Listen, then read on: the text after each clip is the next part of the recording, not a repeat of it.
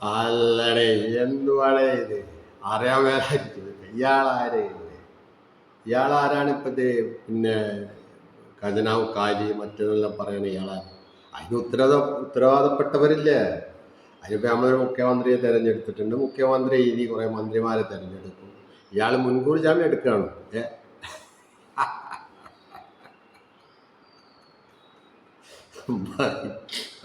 ഉണ്ടായിരുന്ന ഒരു പയ്യനെ കൊണ്ടുപോയിട്ട് BJP കൊടുത്തു. എന്നിട്ട് ഇപ്പൊ വന്നെ ഇവർക്ക് പിച്ച ക്യാഷ് 5 പൈസ ക്യാഷ് ഇല്ലടേ, 5 പൈസ പിച്ച ക്യാഷാണ്. എന്തുവാണ്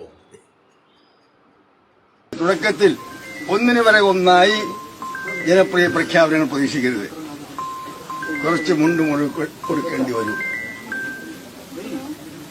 കുറച്ച് കൈപ്പുതിരി കുടിക്കേണ്ടി വരും. ആ ഘട്ടത്തിൽ കുറച്ചുകൂടി കേരളത്തിന് യാഥാർത്ഥ്യമുണ്ട്. കാരണം ഇത് പാപ്പരായ സംസ്ഥാനമാണ്.